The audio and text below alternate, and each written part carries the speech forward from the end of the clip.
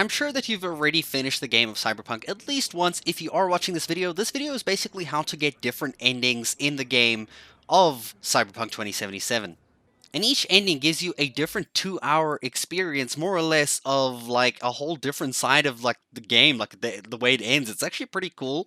Like playing this ending, this last little bit, that last mission called Meet Hanako at Embers, really changes the game for you. But before you can unlock different endings, you have to complete a bunch of side missions, at least for the main characters. For example, there is a ending where you play with Rogue and her crew and you take down the Arasaka and do all that stuff like that. Like basically what Johnny did like in the past, and he tries to do it again. And I believe you give him control for this one. I actually haven't played that ending just yet. But there's also the default ending that you probably have already played, the one that you end up going into Arasaka alone with Takamura, and you kind of just have to like wing everything yourself. And there's also one with Panam where you go with her crew of the Albadicados, if I'm even saying that correctly, and you basically go in and like kind of do this whole mission. You end up using that tank again, and it's pretty damn cool. And you just have to complete your side missions with all of these different characters, these kind of like side stories in the game where it's like got that storytelling vibe to it.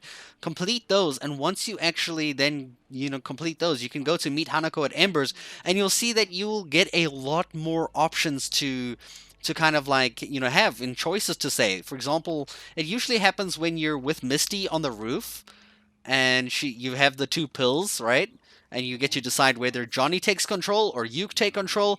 And at that point is where you're going to be making your major decisions of what happens. There you can either phone Panam, or you can tell Johnny like, okay, cool, you'll go with his kind of thing with Rogue, or you want him to wing it by himself, or you can even decide to go with Hanako and play the kind of like card where you're kind of joining Arasaka in a sense. But you're only able to unlock all of these different types of options once you've finished all the side missions for all of those different characters. For like Panam's story, for Rogue's story, and if you're in sync with Johnny. I'm not sure how you actually get in sync with Johnny, but I finished all the side missions on my entire game, so I was just able to have that as the next option when I did try a second playthrough of the ending. And when you're in sync with Johnny, that allows you to actually go in as a suicide mission, just you and Johnny alone, in a sense. And then there's the default option that you get if you haven't played any of the side stories, and that is the one where you do with Takamura. And that's how you play the different endings of the game, that to actually get you about a whole unique 8 hours of experience in total if you actually play all of them. So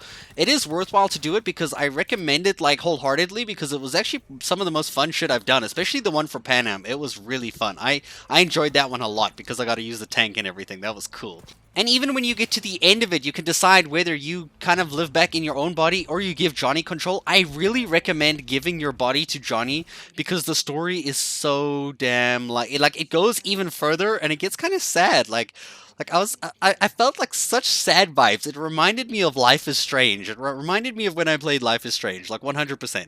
Like, it will give you that vibe. But yeah, that's all I wanted to say in this video of Cyberpunk 2077, and I'll see you guys in a future one. Thank you so much for watching.